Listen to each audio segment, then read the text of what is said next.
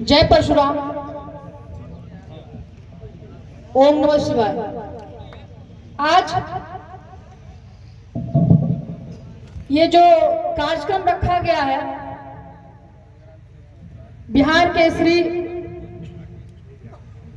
प्रथम मुख्यमंत्री डॉक्टर श्री बाबू के जन्म जयंती से शुरू हुआ राहुल अखिलेश संदेश यात्रा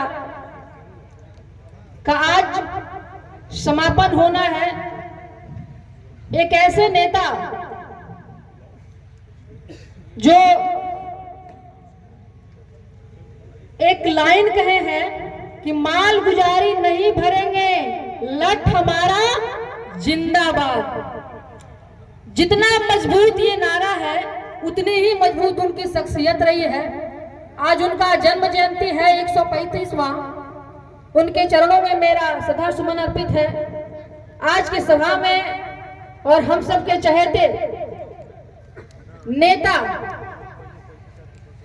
ब्रह्मर्षि समाज के विशाल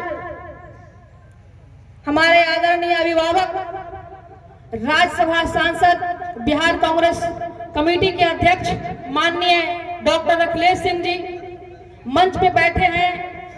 यहाँ के क्षेत्रीय विधायक मुन्ना तिवारी जी, विश्वनाथ राम जी, राजीव कुमार जी, संतोष मिश्रा जी,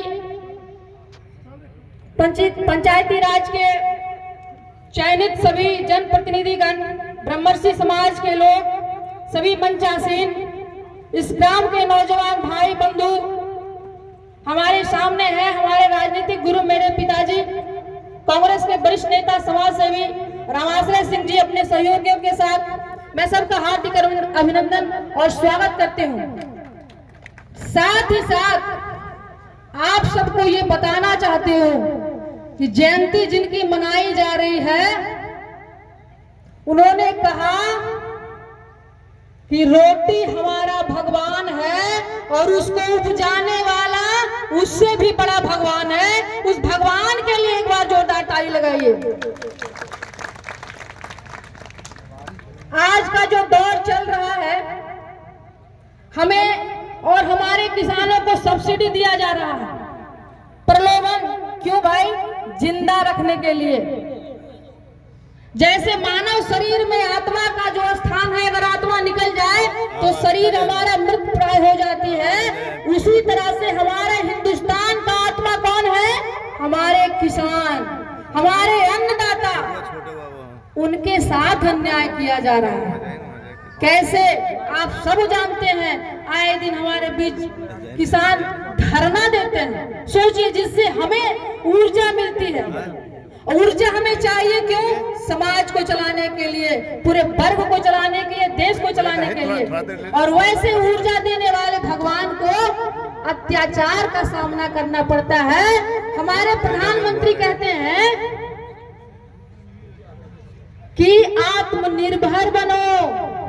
जब आत्मा ही नहीं है तो निर्भर किस पे रहेगा?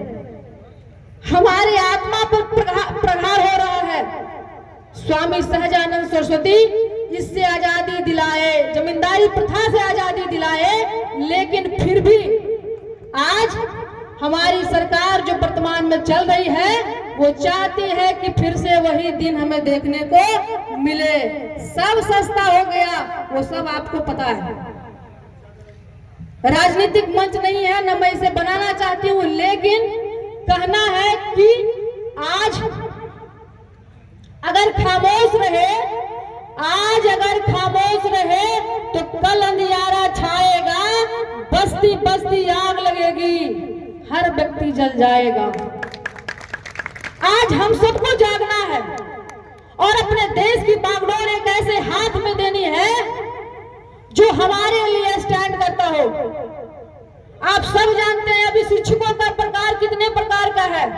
पंचायत शिक्षक, प्रखंड शिक्षक, सेवा मित्र, शिक्षा मित्र, 34,500 शिक्षक। जब ब्रिटिश भी हमारे देश में शासन करने आई थी तो सोचा कि इस देश को कैसे तोड़ना है, तो सबसे पहले उसके शिक्षा के स्तर को गिरा दो, उसके संस्कार पे आघात करो और वो उसमें सफल हुए। आज पुनः हमें मौका मिला है, इसलिए मैं कही आज अगर खामोश रहे तो कल अंधियारा छाएगा। अब जागने का समय आ गया है। हमारे देश को, हमारे राज्य को एक ऐसे हाथ में देना है जो इसे आगे की ओर ले जाए, फिर से इसे भगवान का दर्जा दिलाए। बताया गया है हमें समय का अभाव है, उसी के अंदर बोलना है। और मैं आप सबसे यही कहना चाहूंगी कि जो राहुल अखिलेश संदेश यात्रा चला है पूरे बिहार में, उसके सूत्रधार हमारे माननीय शशिभूषण पांडे जी की अध्यक्षता में, अगुवाई में, मैं उनका आभार अभिनंदन प्रकट करती हूँ। मनोज जी का आभार अभिनंदन प्रकट करती हूँ, नागेंद्र जी का आभार अभिनंदन प्रकट करती हूँ। और अपने माननीय सांसद महोदय के लिए हम कहना चाहते हैं कि वसुधा का नेता कौन हुआ, क्योंकि इसी मिट्टी में, बिहार की मिट्टी वो मिट्टी है, वो पावन मिट्टी है। इस धरा से बहुत सारे ऐसे स्वतंत्रता सेनानी, उसमें से हमारे राष्ट्रकवि रामधारी सिंह दिनकर जी हैं, वो कहते हैं वसुधा का नेता कौन हुआ, भूखंड विजेता कौन हुआ, अतुलित यश क्रेता कौन हुआ, नव धर्म प्रणेता कौन हुआ।